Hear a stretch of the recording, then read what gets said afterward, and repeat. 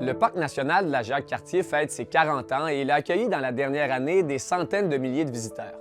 Mais saviez-vous qu'avant même sa création, la vallée de la Jacques-Cartier, ce joyau naturel de la région de Québec, a bien failli se retrouver sous l'eau pour le bien d'un projet d'Hydro-Québec? L'histoire se passe en 1972, alors que la Société d'État voulait construire un barrage sur la rivière Jacques-Cartier, à Tewksbury, qui aurait fait de la vallée un bassin de plusieurs dizaines de kilomètres nécessaire à la construction d'une centrale à réserve pompée. Mais la toute-puissante Hydro-Québec, Goliath, va rencontrer son David, une poignée de citoyens de Tewksbury menée par un jeune professeur en biologie de l'Université Laval, Jean Bédard, qui vont former le Comité pour la conservation de la Jacques-Cartier. Durant un an, Bédard et son groupe vont talonner les ministres, les maires et les médias pour révéler les failles du projet, dévoiler la beauté encore méconnue de la vallée et initier une réflexion collective sur la protection du territoire québécois.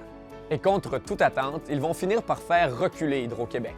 Une première grande victoire citoyenne pour la protection de l'environnement dans l'histoire du Québec moderne.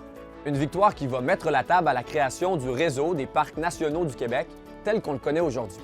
Et pour le biologiste Jean Bédard, c'est le début d'une longue et brillante carrière consacrée à la protection de la forêt et du littoral québécois. À 83 ans, il est revenu visiter avec moi les lieux de son premier combat, le Parc national de la Jacques-Cartier. Pour découvrir son histoire et celle de la bataille de la Jacques-Cartier, lisez mon nouveau récit, Le biologiste qui a renversé Hydro-Québec, sur la plateforme Empreinte de Radio-Canada.